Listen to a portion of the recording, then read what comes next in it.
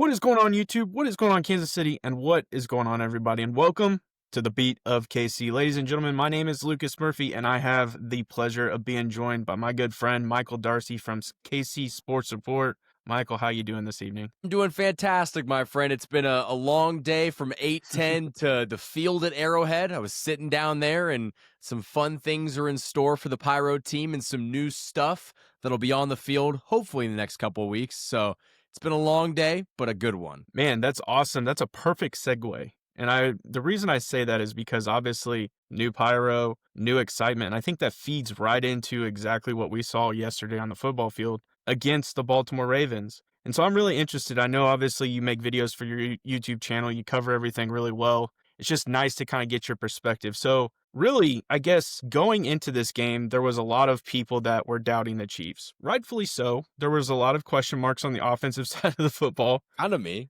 Yeah, there was a lot of questions. I mean, there really was. And I think the Chiefs really answered a lot of things with this game. I think this was a true statement game for the Kansas City Chiefs. A lot of people are using the injury to the Baltimore Ravens really as a crutch for why they lost. I don't think that that's really a reason to say that this team just did not perform. But I really want to just kind of get your thoughts on just your emotion and your thoughts about the game in general. Like, how excited were you to the fact that the Chiefs truly made a statement? Because exactly what you said in my video before this game actually kicked off, you said the Kansas City Chiefs needed to score 24 points. Well, they did exactly that. They checked that box for you. So how really kind of just walk us through like your feel of this game. Well, for the viewers that are watching this, Lucas, Josh Fan, and I have a text chain, and Josh texted yesterday, "I'm having fun again." That's how I felt, because I actually had fun watching Chiefs football, and that's something that I haven't been able to say for a couple of years now, because yeah, the Chiefs won 15 games last year, but it was like watching paint dry. It was, games that would go down to the wire. They would struggle to beat teams that they were clearly better than. And, the moment that Xavier Worthy comes back, that offense looks completely different. And so there's a lot of positive takeaways from that side. At the beginning of the week, actually on the night shift on Sports Radio 810 WHB, my radio show, I picked against the Chiefs. And then I kind of did another preview on Saturday where I was like, okay, I actually have the Chiefs winning. I thought it was going to be 26-21 just because the Ravens, I thought, were a better team than that. They're not. And I think you saw very quickly that one team kind of dealt with some injuries in the beginning of the season and they were ascending. And then one team kind of is on the downward spiral. Lucas, not to give you a question, but I almost feel like Baltimore is spiraling, and they might be done. Yeah, I've seen a lot of people kind of really shift gears with this Baltimore Ravens team. And I think it's just weird. It's something I talked about in my video today. I think it's weird how the ebbs and flows of being a fan of this sport in general, the NFL, how people can kind of bandwagon and join teams, but then turn on their team or turn on a team pretty quickly. And you're seeing that, I think, with the Baltimore Ravens. A lot of people are challenging Lamar Jackson and really his ability to win football games in the regular season. But then when it comes down to the playoffs, they're just unsuccessful in doing anything in the playoffs. It's even to the point now where, like, are they even going to be able to make a statement in the playoffs because they're 1-3? And there's a lot more games that are on their schedule that are now like questioning, before they have been like, oh yeah, that's an easy win for them. Now it's more like, man, can they even defeat that team? So I really do have a lot of questions for that. I have a lot of respect for the Baltimore Ravens still, even at 1-3. I think like those guys could find it. They can definitely start to turn it on, but they are dealing with a lot of injuries. One of the things I also wanted to talk to you about, Darcy, is really a couple things. The first thing I really want to talk to you about is this offensive line. I was thoroughly impressed with this offensive line and really how they performed for Patrick Mahomes against a team that, for the most part, has always had a pretty solid defense. Again, they were dealing with some injuries. I don't want to use that necessarily as an excuse, but this offensive line really gave Mahomes a pocket. He wasn't scrambling for his life. We're starting to see him kind of make good moves within the pocket, shift as he needs to, and the offensive line is adjusting. What are your thoughts on the offensive line really in this game? Think you need to take it a little bit with a grain of salt, and it's because the Ravens were out 6 defensive starters, and before everyone jumps on me in the comment section, if you took away Chris Jones, Nick Bolton, Drew Tranquill, Trent McDuffie, this defense looks entirely different. And so I do think there is some merit to that argument. I would say it's probably like, 60-40 Chiefs. I think the Chiefs still went out there and won this game, but it also didn't hurt that the Ravens were out some of their significant players. But what was your initial question? I kind of had to address that. No, you're good. Yeah, just kind of like your thoughts on the ability of this offensive line being able to just perform at a decent level, Yeah. especially again in this game. Well, Kingsley looked great. I mean, Kingsley Yeah, continues to stack good games on top of each other. I didn't hear Jawan Taylor's number called like that. That's another good sign. Trey Smith, I think he was actually one of the worst graded linemen, but he wasn't bad by any means. And, Josh Simmons got beat once, but he's a rookie. That stuff's going to happen. So, you saw Mahomes have a clean pocket, and he went for one of the best games that he's had in 2 years. for sure. No, I was really excited with this offensive line. Kingsley, I think, graded out as one of the highest pass protectors, which is a very significant statement since his game is generated on the run. But now that he's starting to kind of develop that pass protection at the left guard position, I mean, the sky's the limit for that guy. I mean, the bar was really low after he started out as a left tackle. They expected him to be left tackle. Now he's really kind of just playing left guard and is starting to ascend in a good direction. I'm excited. I really am. I think obviously there's still a lot of growth opportunity for this line, but how you improve is you build momentum, and they're definitely building momentum. I want to flip over to the defensive side of the football because I really think that this is going to be a saving grace for this team throughout this season. And are there going to be games where this defense is challenged? For sure. We saw that with the Chargers. They were 100% challenged. But I think, too, the fact that this team, and specifically this defense, is able to adjust quickly, where good teams typically adjust game to game, it seems like the Kansas City Chiefs defense is able to adjust drive to drive. And so we saw that first drive from the Ravens, and my initial thought on that first drive was like, man, this is going to be a dogfight. It's going to come down to potentially one possession. And I even tweeted out, I was like, man, if the Chiefs are going to have to compete, they're really going to need to fix this defense. Boy, did I backpedal on that tweet because they made an adjustment immediately. And, one thing that I noticed today, it was from Nick Jacobs. He tweeted out, the Kansas City Chiefs blitzed Lamar Jackson 41.8% of the time.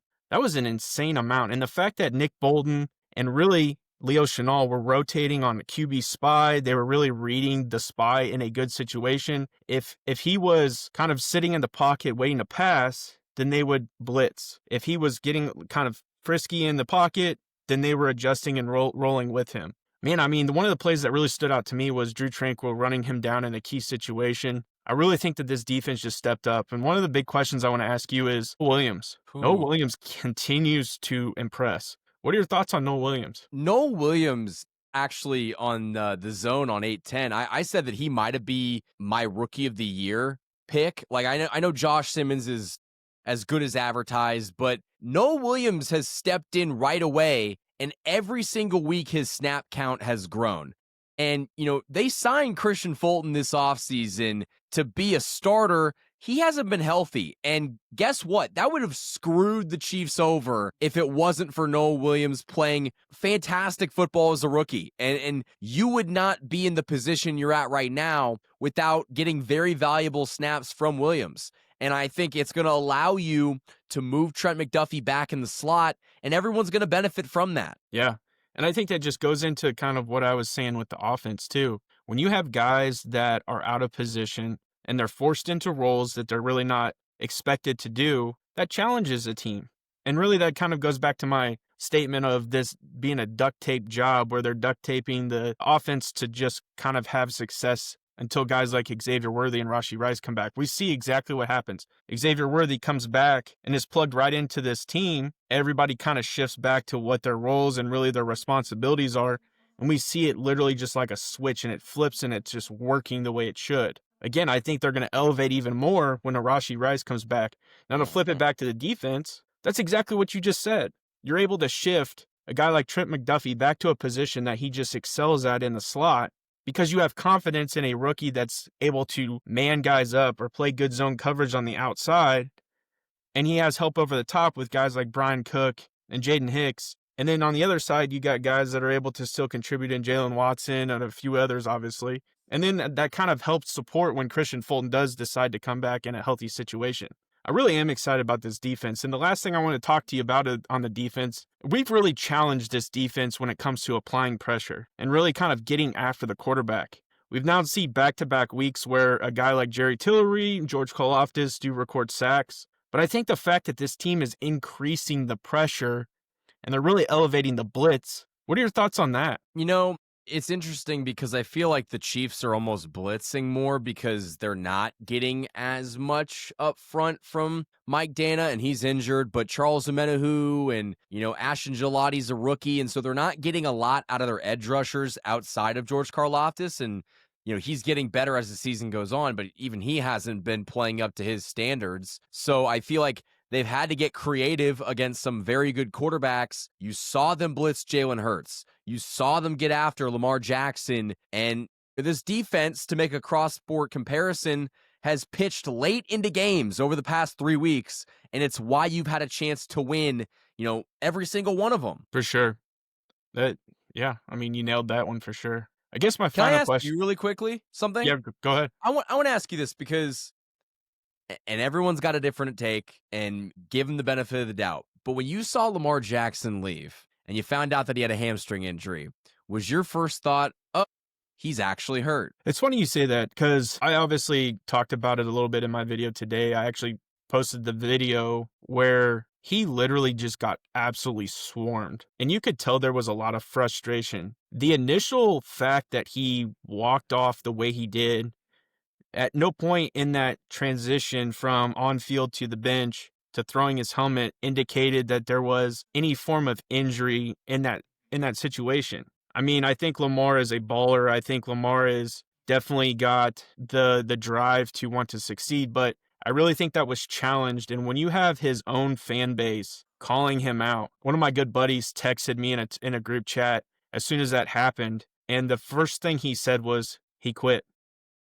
It kind of seemed And like it. that's kind of my mindset too, and something that I think it's tough because you're challenging a guy who really has gone through a lot with the Baltimore Ravens. He's done a lot for the Baltimore Ravens. He's multiple MVP. He could easily be a 3-time MVP. There's a lot of things that Lamar has done for the Baltimore Ravens. And so to really challenge if he quit or not, I think is a tough thing as a fan. But when you really kind of look at it from big picture, man, it's hard to not say he didn't quit. And then what really made it worse was they said it was a hamstring injury, but there's pictures of whatever they did to kind of Taped support or that injury. yeah. It was like a headband with some ice, and it was like around his knee. And so even there, he, after the game too, the final play is done and zeros hit the scoreboard, and he's walking across the field. He kind of is hobbling a little bit, but then it's like, it looked more like defeat, like he was defeated than he was injured.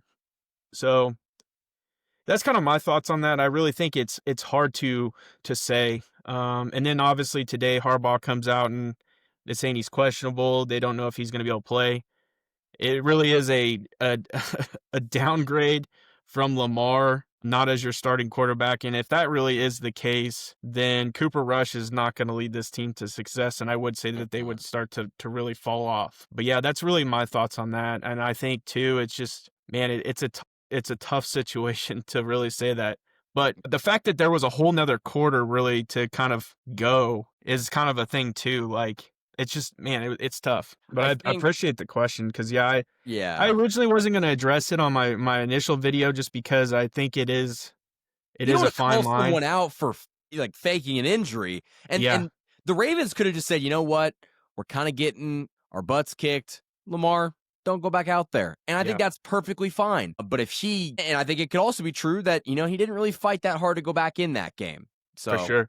No, and I definitely agree because they panned to him multiple times. He was kind of just sitting there, and I think it really didn't look good that he looked defeated. I mean, he did, and that's what you want. That is a statement from the Kansas City Chiefs that they wrecked him mentally and so they to just have him they sit there shell and shocked him. stew on the bench about what just happened. I mean, Yeah, it was incredible, and, as a Chiefs fan, man, that's what you want. Do that to all the quarterbacks. I mean, if we're Yeah. being Wouldn't honest, like, Jalen just Hurts be wreak next? havoc. That kinda feeds into really my last question for you, man, and obviously, heading into this game, there was not a lot of people picking the Kansas City Chiefs. You even talked about it, like, initially, you felt like the Ravens were gonna win this game. I think we're kinda seeing a shift, and I always say, like, there's a lot of bandwagon people. Obviously, the big heads at big market medias, they were very anti Kansas City Chiefs this week. And so my question to you is does that stuff kind of eat at you a little bit? Does that even as a fan, because we're not the ones out there performing, we're not out there playing the football game. Does that eat at you as someone who covers the Kansas City Chiefs where teams are kind of favored just because they dislike the Kansas City Chiefs? I think it definitely used to bother me more than it does now. I think all the success has almost made me feel like, all right, like you can be the betting favorite, you can pick against us. It's probably not going to work out well, and then they have to be the, oh well, we always thought this Chiefs team was good. I mean, it's the backpedaling, it's the moving of the goalposts. I mean, it's all stuff that we've seen for years. In fact, at this point, I love it when the national media does it because I get to talk about it. So I will say that, if there's one thing that I love doing in January, it's shooting down other media's narratives. And so I've had fun doing that. Heck yeah. Well, man, I appreciate you coming on. I really do. I enjoy always talking to you and getting your information and hearing what you have to say. So I appreciate you checking on or coming on the video for sure. Let me know down in the comment section what you guys think of this game. Obviously, we've talked about it in multiple platforms, but let me know down in the comment section what you guys think of the Kansas City Chiefs defeating the Baltimore Ravens. It was a phenomenal football game if you're a Chiefs fan. But let me know down in the comments what your thoughts are. And we wrap up every video the same way. Before we head out, Darcy, where can everybody find you? You guys can find me on YouTube at KC Sports Report. And if you've not already done so, subscribe to Lucas and hit that like button for the algorithm. I appreciate that. And we end every video the exact same way because I truly mean it. Have a good day.